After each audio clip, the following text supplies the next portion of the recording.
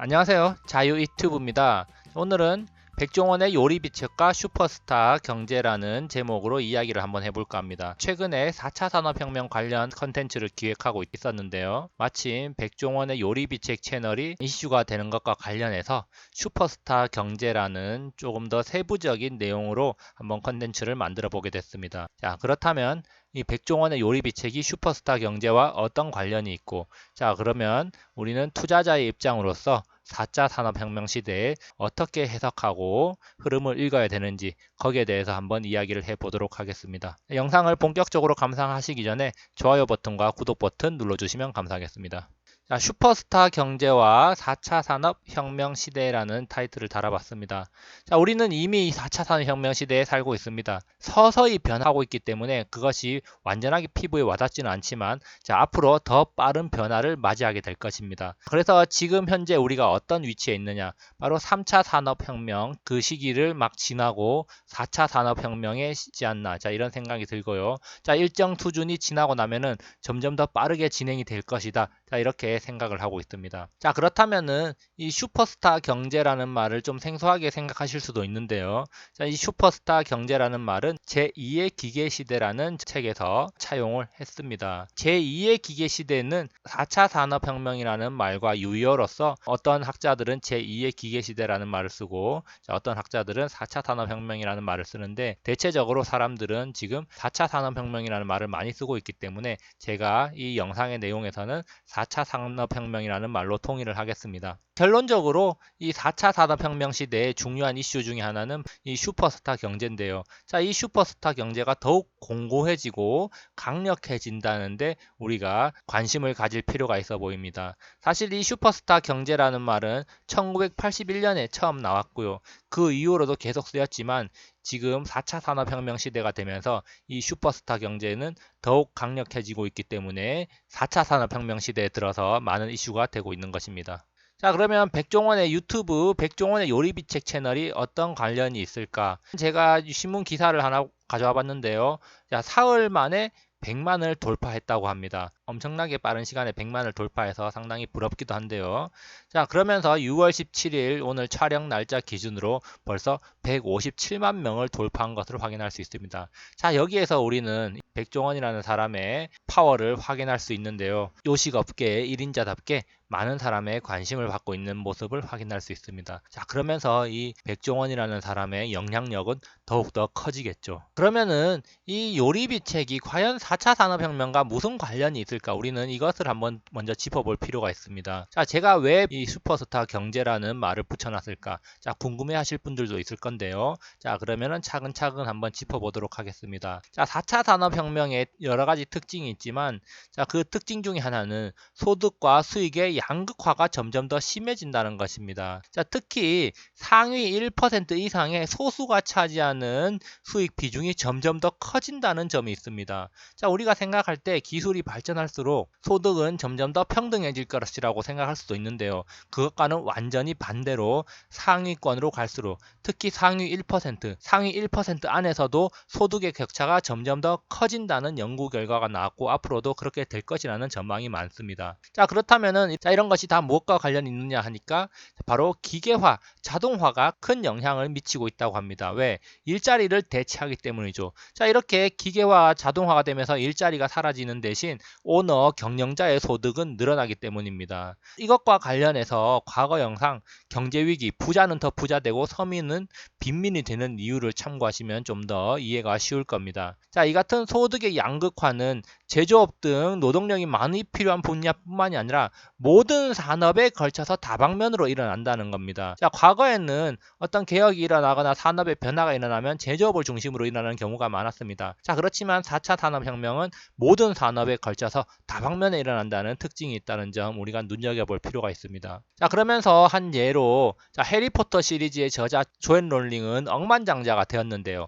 과연 그녀가 단순히 영국에서 책만 팔았다면 억만장자가 될 수 있었을까? 자, 많은 사람들이 영국에서만 머물렀다면 억만장자가 되지 못했을 거라고 이야기합니다. 그녀가 억만장자가 될 수 있었던 비결, 바로 기술의 힘이라고 말할 수가 있는데요. 디지털화, 세계화에 힘입어서 그녀의 재능이 전 세계로 팔려나갔기 나갔기 때문입니다. 자, 책이 팔려 나간 것은 물론이고, 자, 영화화, 캐릭터, 여러 가지 인쇄물들이 디지털화돼서 팔려 나감으로 인해 가지고 전 세계에서 그녀의 작품을 손쉽게 접할 수 있었고, 그것이 그녀를 억만장자로 만들어준 배경이 되는 겁니다. 자, 이렇게 1인자가 영향력을 넓혀 나갈 때 상대적으로 시장에 있던 2인자들은 점점 힘을 잃어간다는 특징이 있습니다. 4차 산업혁명 시대에서는 바로 승자 독식 현상이 두드러지는 거고요. 더욱더 빠르게 일어난다는 특징이 있습니다. 다시 말해서 2인자, 3인자, 4인자들은 시장에서 더욱 빠르게 밀려난다는 특징이 있다는 겁니다. 과거에 전통 시장에서는 1등이 차지할 수 있는 범위에는 한계가 있었습니다. 자, 그렇기 때문에 그 한계를 넘어선 곳에서 2등, 3등이 자리를 잡으면 충분히 부를 취할 수가 있었던 것이죠. 그렇지만 지금 이 4차 산업혁명의 주요 시장 중 하나인 디지털 시장에서는 도달 거리가 무한대로 늘어나 있고 상품의 비교가 상당히 쉬워진 상태입니다. 자, 그렇기 때문에 선택받은 1위만이 살아남을 뿐이지 2위에서 10위까지는 모두 시장에서 도태된다는 특징이 있습니다. 자, 우리가 물건을 살 때 상품평이 좋고 많은 사람들이 산 물건, 주로 거기에 많이 끌리지 상품평이 하나도 없고 특히 평점이 낮은 상품을 우리가 사지는 않습니다. 그렇기 때문에 선택받은 1위가 대부분의 부를 차지하고 2위, 3위, 4위는 아주 약간의 부만을 차지할 수 있다는 것이죠. 자, 그래서 이 4차 산업혁명의 특징은 이 더 많은 정보,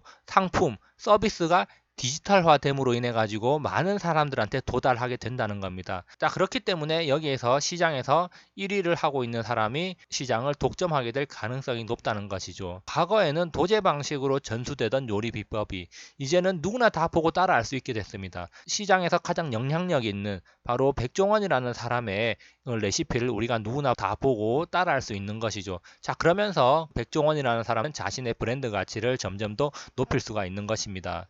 자, 그러면서 또 한 가지 4차 산업혁명의 특징은 바로 정보통신 기술의 발달과 운송 기술의 개선에 있습니다. 이렇게 운송 기술이 개선됨에 따라서 현실 세계에서도 큰 변화가 일어나게 된다는 거죠.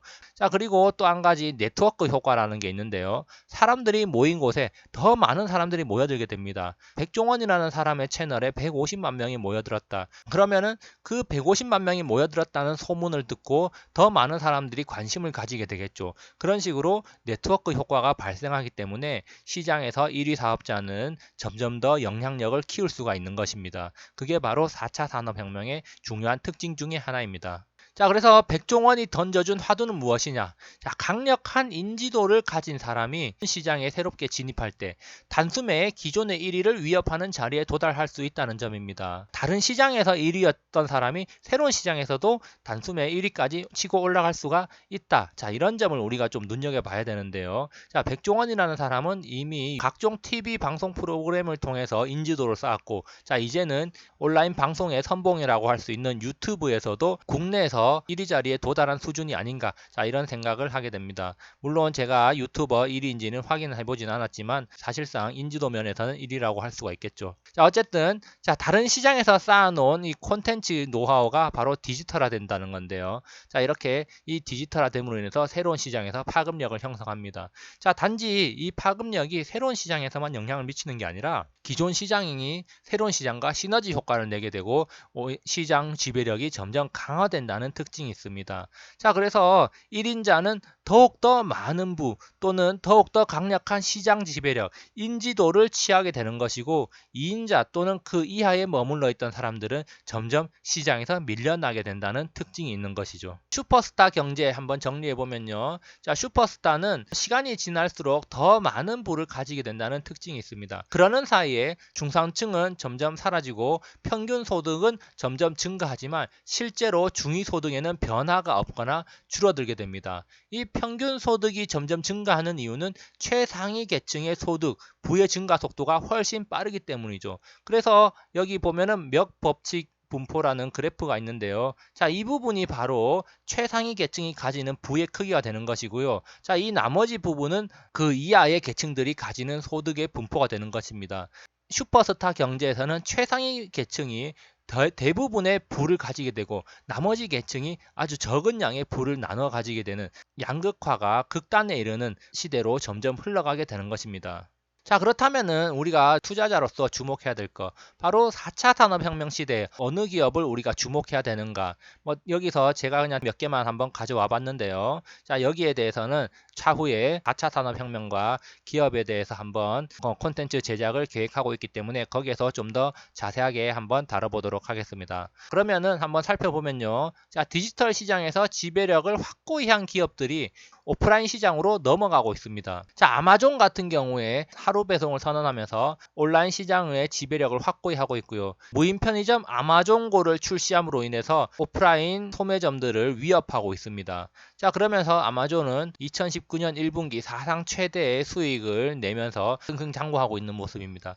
자, 또 한 가지 국내 기업으로는 카카오를 들 수가 있겠는데요. 온라인 메신저 카카오톡을 바탕으로 우리나라에서 큰 인지도를 쌓았고 서서히 오프라인 공유 경제에 많은 투자를 하고 있고 실제로 사업을 벌이고 있습니다. 자, 그러면서 최근까지 많은 이슈가 되고 있는 타다 서비스인데요. 택시 서비스와 대리 서비스 등 다른 서비스들도 많이 진행을 하고 있습니다. 자, 그런 식으로 온라인에서 시장 지배력을 확고히 한 기업들이 서서히 오프라인으로 넘어가고 있다. 자, 그러면서 온라인과 오프라인 모두를 지배하는 그런 구도로 흘러가고 있다는 점 우리가 눈여겨볼 필요가 있습니다. 자, 또 한 가지 오프라인 시장의 왕좌들이 이제는 온라인 시장의 왕좌에게 자리를 내주고 있다는 점 우리가 볼 필요가 있습니다. 자, 대표적으로 이커머스 시장을 들 수가 있는데요. 자, 이커머스 시장의 역습에 당했다. 홈플러스가 영업이익이 반토막 났다는 기사입니다. 자, 덩치만 큰 유통공룡 대형마트 3사 하반기에는 부진 마무리 하나, 이런 기사인데요. 자, 이 대형마트 3사는 이마트, 롯데마트, 홈플러스를 말하는 건데 부진이 지속되고 있기 때문에 하반기에는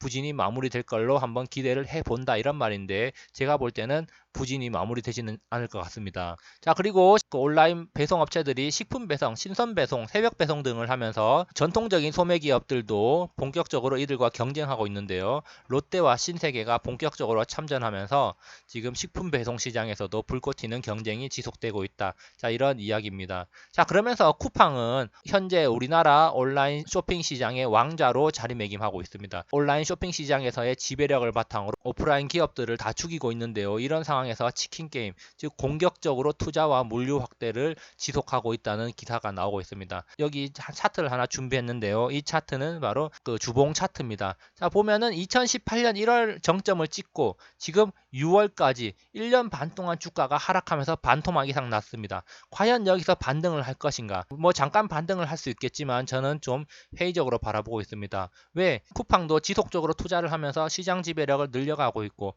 온라인에서 상당히 치열한 경쟁이 벌어지고 있는데요. 사실상 전통적인 기업들은 오프라인 매장을 많이 운영하고 있기 때문에 고정비 지출이 상당히 큽니다. 그런 단점이 있기 때문에 비용 지출을 어떻게 줄이느냐가 사실은 관건이라고 할 수가 있는데, 자, 그 부분이 과연 어떻게 혁신을 이루느냐에 따라서 이들 기업의 운명이 갈리지 않을까, 자, 이런 생각을 해보는데요. 이들 기업에 투자를 한다고 하는 사람이 있으면 적극적으로 만류를 하고 싶습니다. 전쟁은 이미 시작됐다. 전통적인 오프라인 기업과 온라인 기업의 전쟁인데요. 바로 생존을 건 싸움이 진행되고 있는 겁니다. 자, 여기서 패배하면은 4차 산업혁명의 떡고물은 없어지고, 자, 아까 전에 말했듯이 지금은 슈퍼스타 경제이기 때문에 1등만이 살아남는 거죠. 그렇기 때문에 여기서는 2등, 3등, 4등이 필요 없는 겁니다. 자, 과거에는 1등과 2등, 3등이 공존하던 시대였죠. 그렇지만 슈퍼스타 경제에서는 1등이 대다수의 부를 차지하게 되고 2등, 3등, 4등은 겨우 죽지 않을 정도만 부를 차지하기 때문에 기업들이 지금 생존을 건 싸움이 진행되고 있죠. 자, 그렇기 때문에 우리는 이 4차 산업혁명의 전쟁 와중에 살아남을 기업들이 뭐가 될 것이며 도태되는 기업들이 뭐가 될 것인지 잘 판단을 하고 투자를 해야 될 것입니다. 자, 그래서 오늘은 백종원의 요리비책과 더불어서 4차 산업혁명, 슈퍼스타 경제에 대해서 한번 살펴봤는데요. 제가 조만간 4차 산업혁명과 우리가 주목해야 될 기업에 대해서 한번 콘텐츠를 제작하도록 하겠습니다. 여기까지 감상해 주셔서 감사하고요. 즐거운 하루 보내시기 바랍니다. 감사합니다.